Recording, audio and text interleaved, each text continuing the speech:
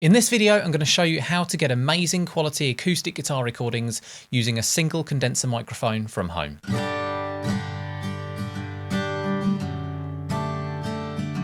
Hey everyone, Joe here. If you're struggling with getting high quality acoustic guitar recordings from home, then this is the video for you.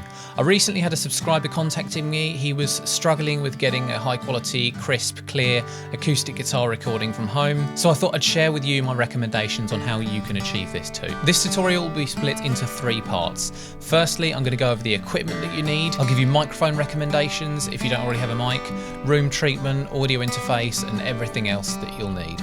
Next, I'll explain how to set everything up in your room to get you the best sound possible.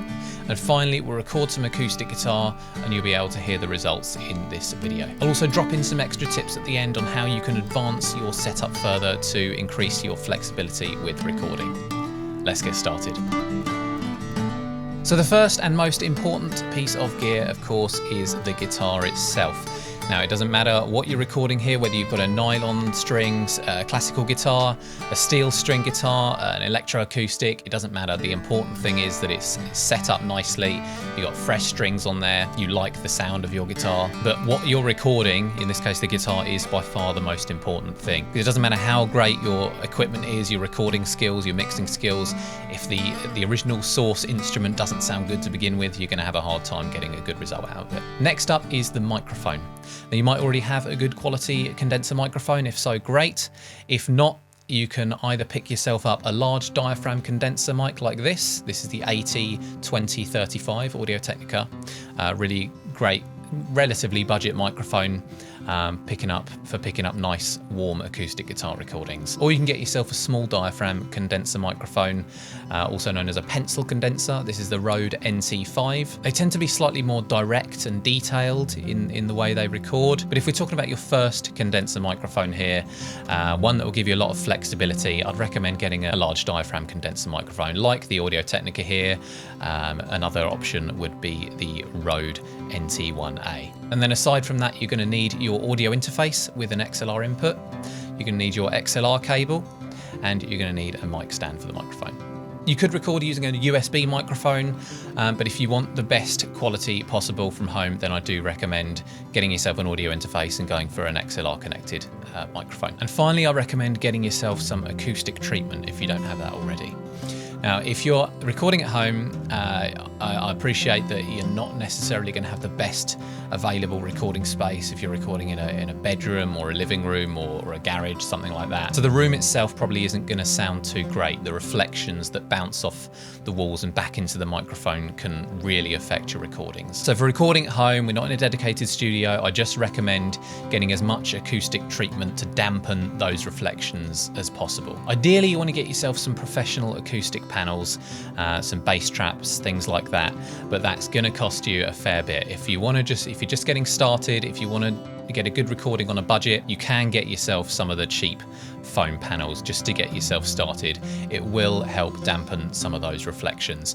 And also you can make use of soft furnishing. So if you're in a bedroom, you've got a big bed, that's going to help soak up some of those reflections, heavy curtains. We'll go over the optimal placement of this acoustic treatment in part 2.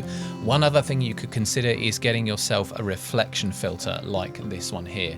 You might recognize these. Singers often use them to put on the back of the microphone stand, basically a sheet of acoustic material that goes round the back of the microphone to keep some of those reflections away from the microphone. They can cost a fair bit. I made that one myself, so that's something you could consider.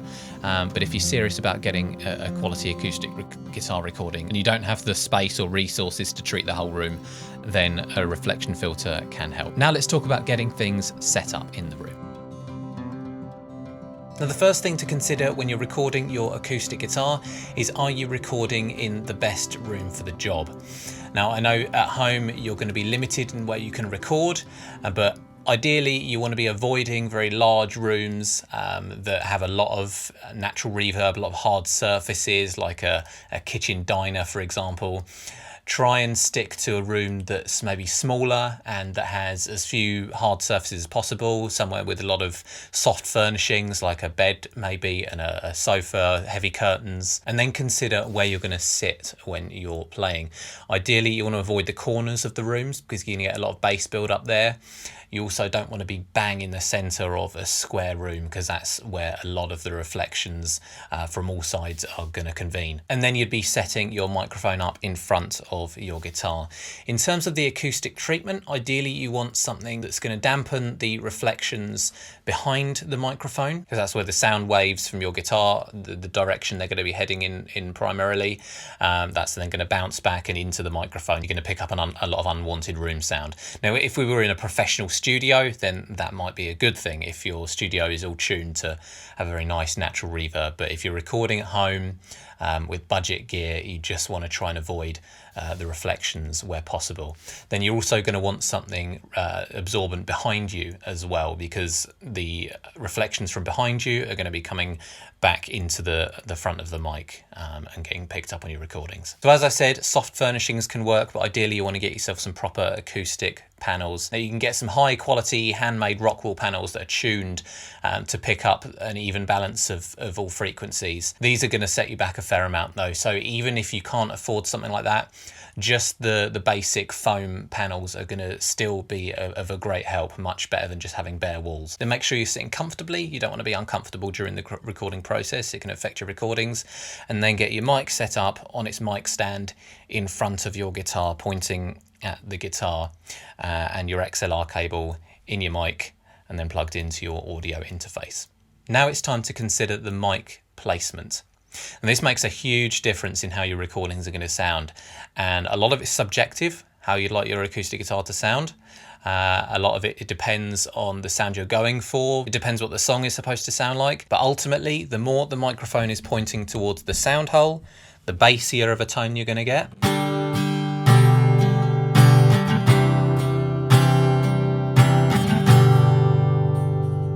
And then the further up the neck that it's pointing, you're going to get more of a bright and thinner tone.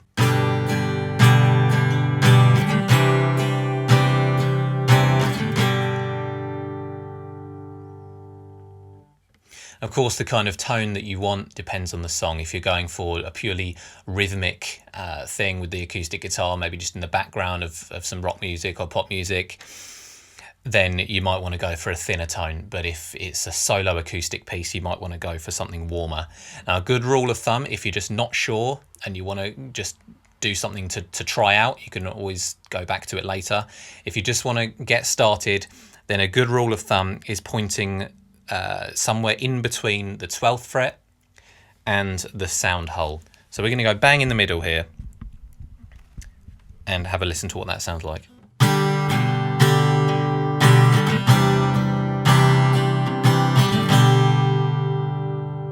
Okay, so we got quite a nice balanced tone there. Then another thing to consider is the distance that your mic is from the guitar. The further away from your guitar the mic is, the more of the room sound you're going to pick up, the more natural reverb. And then the closer the mic is, the less natural reverb you're going to pick up.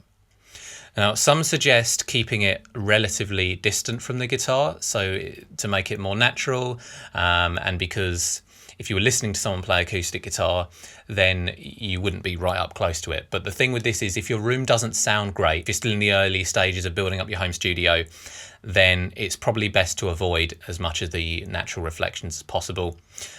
So I would suggest starting at around 6 to 8 inches, which is about what we have here, at least maybe 2 hands away, which is normally around 6 inches. So the closer we go, just to demonstrate,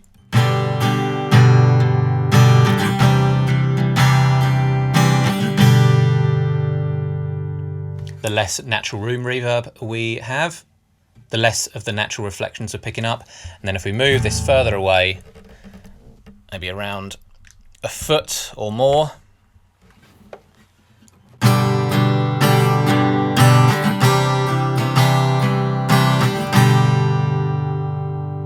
we're getting a more roomy recording. I'm going to place my mic somewhere in the middle, around 6 to 8 inches. It's got quite a low and responsive guitar, big body, and just the room that I'm in. I'm gonna point it nearer the 12th fret. I think I like how it sounds around there. Now we're all comfortable, set up. I'm gonna move on to the recording stage. So when you're all set up, you just want to double check your guitar, make sure it's all tuned.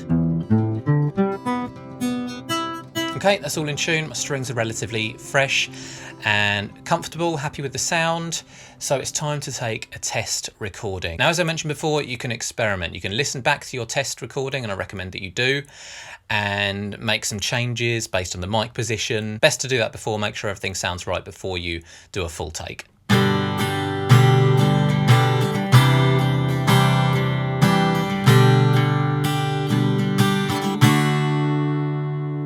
So I had to listen back to that. Based on what I've heard, I just want to bring the mic back a little bit, get a bit more of that natural room sound.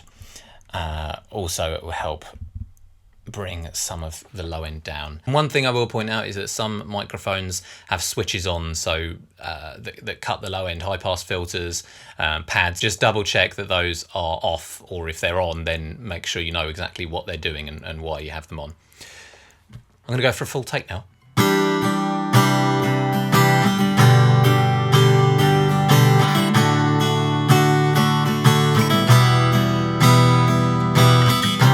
And then again, after recording, have a listen back, make sure that you're happy with the sound and you've got everything you need. So I'm happy with that. I think we've got a great recording.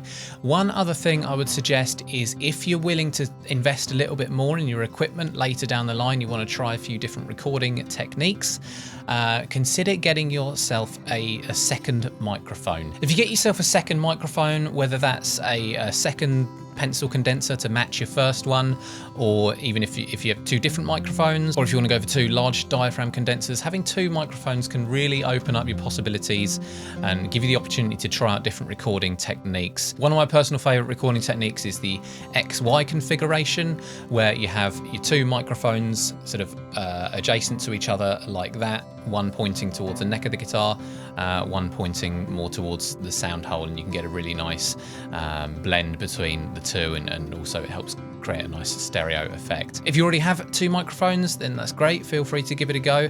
I will be putting out a video on different dual miking techniques in the future, so keep an eye out for that. And let me know in the comments section below if you have any more questions, or you're not sure about something, or if you try this out and get some guitar recordings, then feel free to put a link in the description. It'd be great to hear some results. And if you want to see more recording tutorials like this, then hit that subscribe button. And as always, thank you so much for watching, and I'll see you next time.